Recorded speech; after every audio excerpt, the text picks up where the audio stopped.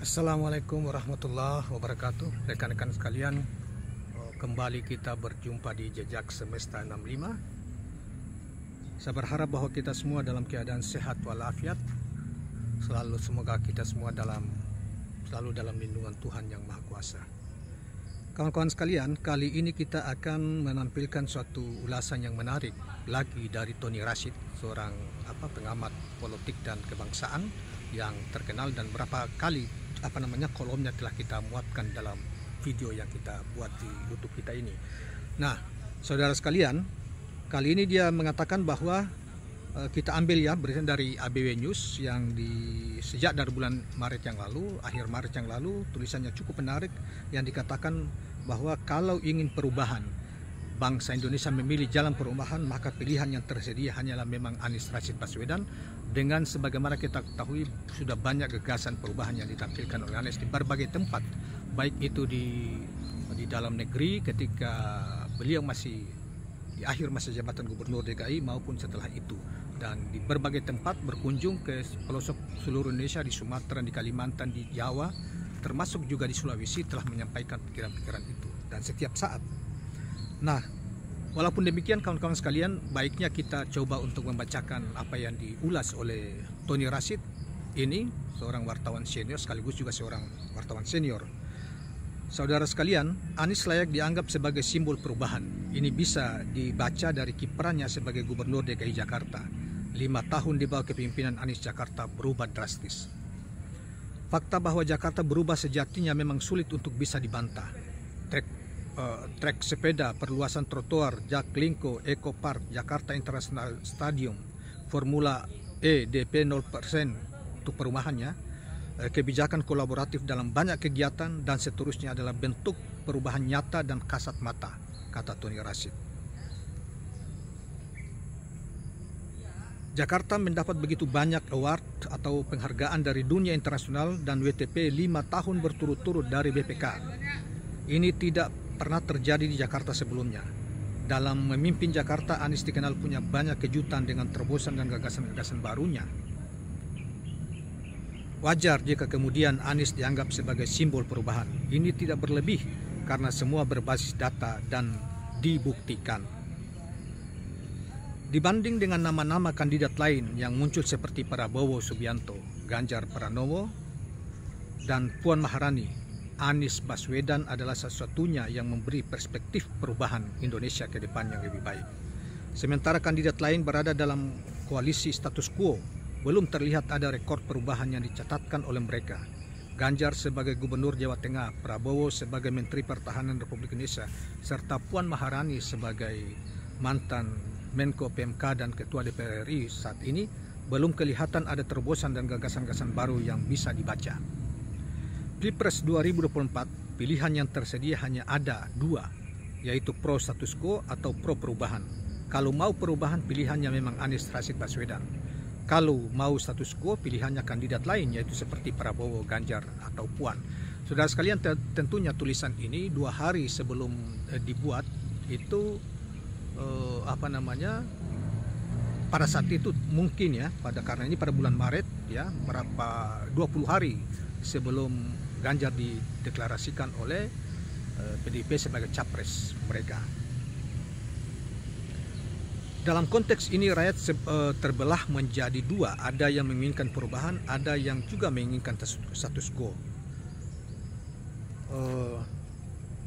Jika selama ini status quo selalu berupaya, saudara sekalian, status quo selalu berupaya mempertahankan kekuasaan, itulah yang terjadi. Ini adalah penyakit klasik. Wacana 3 periode, tunda pemilu, dan calonkan kolega boneka, itu adalah upaya untuk mempertahankan status quo. Status quo punya aparat dan logistik. Ini modal yang bisa dipakai untuk mencegah adanya upaya perubahan. Karena itu, upaya jegal Anies adalah bagian untuk mempertahankan status quo dan menghalangi terjadinya perubahan. Nah, meski di kelompok pro status quo, mereka lebih nyaman jika konsultasi 2024 tidak ada Anies, tidak ikut serta Anies Rashid Baswedan. Mereka bisa menerima siapapun pemenangnya. Siapapun yang kalah bisa lebih mudah bergabung dengan yang menang. Simetri mereka lebih nyambung. Saudara-saudara, ada dua faktor yang memaksa mereka harus jegal Anies. Yang pertama, Anies tidak memberi jaminan rasa aman atas potensi dosa yang dilakukan oleh mereka yang berada di lingkaran kekuasaan. Di sini Anies dianggap berbahaya bagi mereka. Kedua, mereka akan kehilangan akses kekuasaan jika Anies jadi presiden. Kemenangan Anies bisa membuat sebagian mereka pensiun. Selanjutnya dikatakan terkait potensi dosa yang mereka lakukan, Anies bukan tipologi pemimpin yang pendendam. Anies sosok yang taat dan tertib aturan. Semua kebijakan dan program didasarkan pada aturan. Anies adalah sosok pemimpin yang taat, sangat rasional, dan sikap politiknya ini bisa dilihat ketika Anies menjadi gubernur. Jadi sebenarnya nggak perlu ada rasa takut jika tidak ada yang didengar. Mengenai akses kekuasaan, Anies adalah seorang yang profesional. Di Jakarta, Anies merangkul para profesional untuk terlibat dan ambil bagian dalam pembangunan kota, lepas apakah mereka pendukung atau non pendukung. Selama punya kompetensi dan berintegritas, Anies juga menerimanya untuk diajak berkolaborasi. Memang kekuasaan itu nyaman jika tidak pernah didasari masa akhirnya. Banyak yang tidak siap-siap untuk melepaskannya. Maka segala upaya dilakukan untuk mempertahankannya. Apakah dengan mempertahankannya dosa atau terhapus? Tidak juga. Saudara sekalian, di akhir tulisan dia mengatakan bahwa semua yang dikembalikan kepada rakyat, mau perubahan atau status quo. Jika ingin perubahan, pilihan yang tersedia hanya Anies Rashid Baswedan. Saudara kalian, tulisan ini dibuat di California University pada tanggal 28 Maret 2028. Tony Rashid, pengamat politik dan pemerhati bangsa.